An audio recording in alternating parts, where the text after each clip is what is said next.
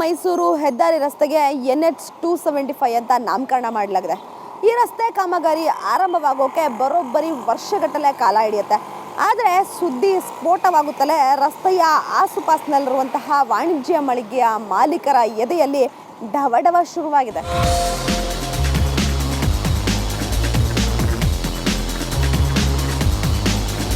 ಮೈಸೂರು ಬೆಂಗಳೂರು ಹೈವೇಯಲ್ಲಿ ತಟ್ಟೆ ಇಡ್ಲಿ ಮಳಿಗೆ, ಹಣ್ಣಿನ ಮಳಿಗೆಗಳು, ವಾಟರ್ ಬಾಟಲ್ ಮಳಿಗೆಗಳು, ಫಾಸ್ಟ್ ಫುಡ್ ಹೋಟೆಲ್ಗಳು ತಲೆ ಎತ್ತಿವೆ. ಹೈವೇಗೆ ಹೊಂದಿಕೊಂಡಂತೆ ಮಳಿಗೆ ಇರೋದ್ರಿಂದ ನಿತ್ಯ ಬಿಡುವಿಲ್ಲದೆ ವ್ಯಾಪಾರವೂ ನಡೆಯುತ್ತಿದೆ. ಹೀಗಿರುವಾಗ ರಸ್ತೆ ಬದಿಯ ಅಗಲೀಕರಣದಿಂದಾಗಿ ಈ ಮಳಿಗೆಗಳ ಮೇಲೆ ಹೆಚ್ಚು ಎಫೆಕ್ಟ್ ಆಗಲಿದೆ. ಆ ಕಡೆ ಈ ಕಡೆಗೆ ಹೊಡೆದಾಕಿದ್ರೆ ಸಿಕ್ಕಾಪಟ್ಟೆ ತೊಂದರೆ ಆಗ್ತದೆ. ಜಾಸ್ತಿ ಇಲ್ಲಿ ಹರಿಜನಸಿದ್ದಾರೆ.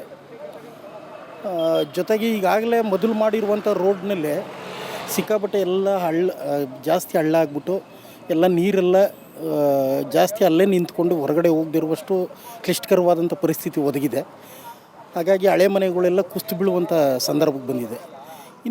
ಇನ್ನೂ ಅಗಲಾಗಿ ಮಾಡಿದ್ರೆ ಇದನ್ನು ಜನಗಳಿಗೆ ತುಂಬ ತೊಂದರೆ ಆಗ್ತದೆ. ಮತ್ತು ವಾಣಿಜ್ಯ ಉದ್ಯಮದವರು ಅನ್ನೋದಕ್ಕಿಂತ ಹೆಚ್ಚಾಗಿ ಮೊದಲು ನೇರವಾಗಿ ಬಡ ಜನರಿಗೆ ಫಸ್ಟು ಏಟಾಗ್ತದೆ. ಇನ್ನು ಕೆಲವೆಡೆ ಅಂದ್ರೆ ರಾಮನಗರ, ಶ್ರೀರಂಗಪಟ್ಟಣ, ಚನ್ನಪಟ್ಟಣ ಹೈವೇ ಸಮೀಪವೇ ಇವತ್ತಿಗೂ ವ್ಯವಸಾಯ ನಡೆಯುತ್ತಿದೆ. ಹೀಗಿರುವಾಗ ಸರ್ವೆಯಲ್ಲಿ ಭೂಮಿ ವಶಪಡಿಸಿಕೊಳ್ಳಲಾಗುವುದು ಎಂದು ಘೋಷಣೆಯಾದ್ರೆ ತಪ್ಪದೇ ರೈತರು ಪ್ರತಿಭಟನೆಗೆ ಇಳಿಯೋ ಸಾಧ್ಯತೆ ಕೂಡ ಇದೆ. ಆರ್ಪದಗಳ ರಸ್ತೆಯಿಂದ ಇದು ಉಪಯೋಗಕ್ಕಿಂತ ಅನಾನುಕೂಲಗಳು ಜಾಸ್ತಿ ಆಗುತ್ತೆ. ದೇಶ ಅಭಿವೃದ್ಧಿ ಆಗಬೇಕು, ರಸ್ತೆ ಇರಬೇಕು ನಿಜ. ಅದರಲ್ಲಿ ಇಲ್ಲಿರುವಂಥ ಸಣ್ಣ ಪುಟ್ಟ ರೈತರು ಅವರು ಹೊಲಗಳು ಮತ್ತು ಗದ್ದೆಗಳಿಗೆ ಹೋಗ್ಬೇಕಾದ್ರೆ ದಿನಕ್ಕೆ ಒಂದು 10 ಅಂತ ಹೋಗ್ಬೋದು, 10 ಅಂತ ಬರ್ಬೋದು.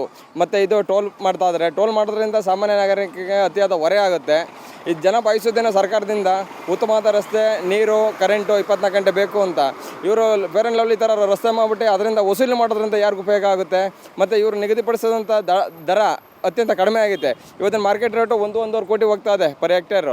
ದುಡ್ಡು ಏನೇ ಬರಲಿ, ಇವತ್ತು 100 ಕೋಟಿ ಬಂದರೂ ದುಡ್ಡು ಉಳಿಯೋಲ್ಲ. ಅದೇನಾರು ತಾತ್ಕಾಲಿಕವಾಗಿ ಸ್ಕೋಡಾ ಕಾರು, ಇನ್ನೋವಾ ಕಾರ್ ತಗೋ ಓಡಾಡ್ಬೋದು. ಇನ್ನು ಅವ್ರ ಮಕ್ಕಳು ತಲೆಮಾರಕ್ಕೆ ಅದು ಎಲ್ಲಿ ಜಮೀನು ಮಾಡ್ತಾರೆ ಅವ್ರ ಹತ್ರ ಇವ್ರು ಕೂಲಿ ಮಾಡೋಕೆ ಹೋಗಬೇಕಾಗುತ್ತೆ. ಈ ಗದ್ದಲ ಗಲಾಟೆಯನ್ನ ವಾಣಿಜ್ಯ ದೃಷ್ಟಿಯಿಂದಲೇ ನೋಡೋ ರಿಯಲ್ ಎಸ್ಟೇಟ್ ಮಂದಿ ಮೈ ಕೊಡುವಿ ರೆಡಿಯಾಗಿದ್ದಾರೆ. ರೈತರಿಂದ ಭೂಮಿ ಖರೀದಿ ಮಾಡಿ ದುಪ್ಪಟ್ಟು ಬೆಲೆಗೆ ಮಾರಾಟ ಮಾಡೋ ಐಡಿಯಾ ಕೂಡ ನಡೀತಿದೆ. ರಿಯಲ್ ಎಸ್ಟೇಟ್ 1 ಕೋಟಿ ನಡೀತಾ ಇರ್ಬೋದು, 1 ಎಕರೆ ರೋಡ್ ಸೈಡು ಕೊಟ್ಟರೆ ನಡೀತದೆ. ಯಾಕೆಂದರೆ ರಸ್ತೆ ಮಾಡಿದ್ರೆ ಭಾಳ ಅನುಕೂಲ ಆಯ್ತದೆ ಜನಗಳಿಗೆ. ಇನ್ನೇನು ಅಂಥ ತೊಂದರೆ ಏನಾಗಲ್ಲ, ಮತ್ತು ಭಾಳ ಅನುಕೂಲ ಆಗುತ್ತೆ. ಸರ್ಕಾರ ಫಿಕ್ಸ್ ಮಾಡ್ತಾರೆ. ಈಗೇನು ನಡೀತಾ ಇದೆ ಸರ್ಕಾರನೇ ಫಿಕ್ಸ್ ಮಾಡಿರೋದು. ಅದನ್ನು ಆ ರೇಟ್ ಪ್ರಕಾರ ಮಾಡಿದ್ರೆ ಒಪ್ಕೋತಾರೆ. ಅದೇ 1 ಎಕರೆಗೆ 1 ಕೋಟಿ ನಡೀತಾ ಇದ್ದಿಲ್ಲಿ ರೋಡ್ ಸೈಡ್ ಮಾತ್ರ. ಯಾವಾಗ ಈ ರೋಡ್ ಇದೆಯಲ್ಲ, ಈ ರೋಡ್ ಪಕ್ಕ ಒಂದು ಕೋಟಿ ನಡೀತಾ ಇದ್ದೀವಿ. ಮೈಸೂರು ಬೆಂಗಳೂರು NH-275 ರೆಡಿಯಾಗಲು ಇರೋ ಹಂತಗಳ ಚಿತ್ರಣ ಇಂತಿದೆ ನೋಡಿ. ಯೋಜನೆ ಚಿತ್ರಣ. ಬೆಂಗಳೂರು ಮೈಸೂರು ಹೆದ್ದಾರಿ ಯೋಜನೆಗಾಗಿ ಸರ್ವೆ ಕಾರ್ಯ 2 ತಿಂಗಳು ತೆಗೆದುಕೊಳ್ಳಲಿದೆ. ನಂತರ ಸಮಗ್ರ ಯೋಜನಾ ವರದಿಗಾಗಿ 4 ತಿಂಗಳು ಕಾಲಾವಕಾಶ. ಹೆಚ್ಚುವರಿ ಭೂಮಿ ಖರೀದಿಗಾಗಿ ನಿಗದಿ ಮಾಡಿರೋ ಕಾಲಾವಕಾಶ 3 ತಿಂಗಳು. DPR ಹಾಗೂ ಭೂಮಿ ಆಧಾರದಲ್ಲಿ ಅನುಮತಿ ಪಡೆಯಲು 3 ತಿಂಗಳು ಕಾಲಾವಕಾಶ ಮತ್ತು ರಸ್ತೆ ನಿರ್ಮಾಣಕ್ಕಾಗಿ ಬಹಿರಂಗ ಟೆಂಡರ್ ಅವಧಿ 3 ತಿಂಗಳು. ಈ ಎಲ್ಲ ಪ್ರಕ್ರಿಯೆ ಅಂದುಕೊಂಡಂತೆ ಆದ್ರೆ 2015ಕ್ಕೆ ರಸ್ತೆ ಹೆದ್ದಾರಿ ಕಾಮಗಾರಿ ಆರಂಭವಾಗಲಿದೆ.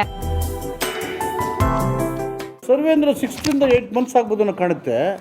ಸರ್ವೆ 2 months ಅಂತ ಇರ್ತೀವಿ. ಡೀಟೇಲ್ ಪ್ರಾಜೆಕ್ಟ್ ರಿಪೋರ್ಟ್ ಇಲ್ಲಿ 4 months. ಅಪ್ರೂವಲ್ NDPR 3 months ಆಗುತ್ತೆ. ಟೆಂಡರಿಂಗ್ 3 months ಆಗುತ್ತೆ. Work will probably starts in 2015. This is how we are working out.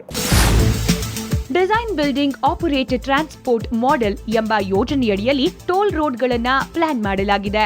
Toll ರಸ್ತೆಯನ್ನ ದೂರಕ್ಕನುಗುಣವಾಗಿ ಲೆಕ್ಕಾಚಾರ ಮಾಡಿ ಸುಂಕ ವಸೂಲಿ ಮಾಡಲಾಗುತ್ತದೆ.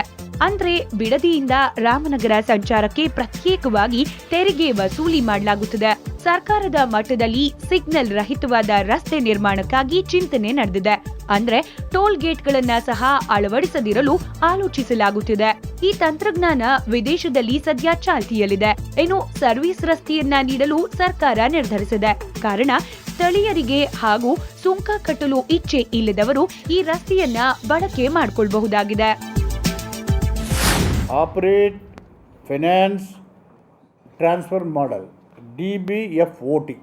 This is a toll road.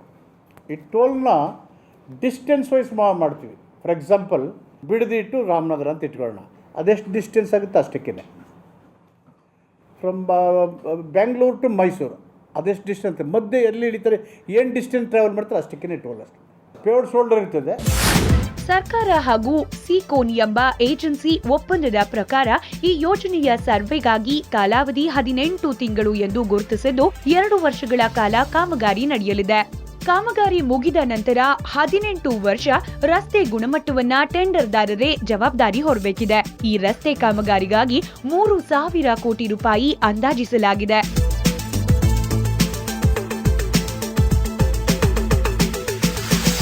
ಈ ಪ್ರಕಾರ ಪ್ರತಿ 500 ಮೀಟರ್ಗೊಂದು ಅಂಡರ್ ಪಾಸ್ ವ್ಯವಸ್ಥೆಯನ್ನ ನೀಡಲಾಗುತ್ತದೆ. ರಾಜ್ಯ ಸರ್ಕಾರದ ಮಾಹಿತಿಯ ಪ್ರಕಾರ ಸಿಕೋನ್ ಎಂಬ ಸಂಸ್ಥೆ ಸರ್ವೆ ಟೆಂಡರ್ ಪಡೆದಿದೆ. ಸರ್ವೆ ಕಾರ್ಯಕ್ಕಾಗಿ 2.75 ಕೋಟಿ ರೂಪಾಯಿ ವೆಚ್ಚವನ್ನ ರಾಜ್ಯ ಸರ್ಕಾರವೇ ಭರಿಸಲಿದೆ. ಭೂಮಿ ಖರೀದಿಗಾಗಿ 1,100 ಕೋಟಿ, ರಸ್ತೆ ನಿರ್ಮಾಣ ವೆಚ್ಚ 1,600 ಕೋಟಿ ರೂಪಾಯಿ ಅಂದಾಜಿಸಲಾಗಿದೆ. ಭಾರತ ಸರ್ಕಾರದ ಟ್ರಾನ್ಸ್ಪೋರ್ಟ್ ಮಿನಿಸ್ಟ್ರಿ ಈ ಯೋಜನೆ ವೆಚ್ಚವನ್ನ ನೋಡಿಕೊಳ್ಳಲಿದೆ. 500 ಎಕರೆ ರಫ್ಲಿ 500 acres ಬೇಕಿದೆ. ನ್ಯೂ ಲ್ಯಾಂಡ್ ರಿಫಾರ್ಮ್ಸ್ ಆ್ಯಕ್ಟ್ ಇದೆಯಲ್ಲ, ಅದ್ರ ಪ್ರಕಾರ ಆ ರೂಲ್ಸ್ ಎಲ್ಲ ಫ್ರೇಮ್ ಮಾಡಿ, ಅದ್ರ ಪ್ರಕಾರ ಅರ್ಬನ್ನಲ್ಲಿ 4 ಪಟ್ಟು ಕೊಡಬೇಕು, ರೂರಲ್ಲಿ 2 ಪಟ್ಟು ಕೊಡಬೇಕು ಅಂತೇಳಿ new land reforms act, central act, ಆ ಗೈಡ್ಲೈನ್ಸ್ ಕೆಳಗಡೆ ಆ ಥರ ಇದು ಮಾಡಿದ್ದಾರೆ. Whatever the new land reforms act says accordingly we have to make the payment. Bengaluru Mysuru ರಾಷ್ಟ್ರೀಯ ಹೆದ್ದಾರಿ ರಸ್ತೆ ನಿರ್ಮಾಣ ಕೆಲಸ ಹೀಗಿರುತ್ತೆ ನೋಡಿ. ಫ್ಲೈಓವರ್, ಬೈಪಾಸ್ ಎಲ್ಲೆಲ್ಲಿ? ಬೆಂಗಳೂರು ಮೈಸೂರು ರಾಷ್ಟ್ರೀಯ ಹೆದ್ದಾರಿ ರಸ್ತೆಯಲ್ಲಿ ಬಿಡದಿ ಹಾಗೂ ಶ್ರೀರಂಗಪಟ್ಟಣದಲ್ಲಿ ಫ್ಲೈಓವರ್ ನಿರ್ಮಾಣ ಮಾಡಲಾಗುತ್ತದೆ. ರಾಮನಗರ, ಚನ್ನಪಟ್ಟಣ ಮತ್ತು ಮಂಡ್ಯದಲ್ಲೂ ಟ್ರಾಫಿಕ್ ಕಿರಿಕಿರಿ ತಪ್ಪಿಸಲು ಬೈಪಾಸ್ ನಿರ್ಮಾಣ ಕಾರ್ಯ ನಡೆಯಲಿದೆ. ಮೈಸೂರು ಮಾರ್ಗದಲ್ಲಿರೋ ಬರ್ಡ್ ಸೆಂಚುರಿಗೆ ಬೈಪಾಸ್ ಅಳವಡಿಕೆಯ ಆಲೋಚನೆ ಇದ್ದು 16 ಕಿಲೋಮೀಟರ್ ಅಂತರದವರೆಗೂ ಬೈಪಾಸ್ ನಿರ್ಮಾಣವಾಗಲಿದೆ. ಇನ್ನು ಮದ್ದೂರಿನಲ್ಲಿ ಎಂದಿನಂತೆ 6 ಲೇನ್ ರಸ್ತೆ ನಿರ್ಮಾಣವಾಗಲಿದೆ ಮತ್ತು ಪ್ರತಿ 500 ಮೀಟರ್ಗೆ ಅಂಡರ್ ಪಾಸ್ ಬರಲಿದೆ. ಬಿಡದಿ ಮತ್ತು ಶ್ರೀರಂಗಪಟ್ಟಣ ಹತ್ರ ಫ್ಲೈಓವರ್ಸ್ ಆಗ್ತೀವಿ. ಬಿಡದಿ ಒಂದು, ಶ್ರೀರಂಗಪಟ್ಟಣ ಇನ್ನೊಂದು ಫ್ಲೈಓವರ್. ಬೈಪಾಸಸ್ನ ರಾಮನಗರ, ಚನ್ನಪಟ್ಟಣ ಮತ್ತು ಮಂಡ್ಯ ಬೈಪಾಸ್ ಇಲ್ಲಿ. ಆಮೇಲೆ bypass to Mysuru to Ilwala. Srirangapatna bird sanctuary ಕಡೆ KRS ಅಲ್ಲಿ ಹೋಗಿ ಅಲ್ಲಿಂದ ಇಲ್ವಾಲಕ್ಕೆ ಹೋಗುತ್ತೆ. Need not have to go to Mysuru city.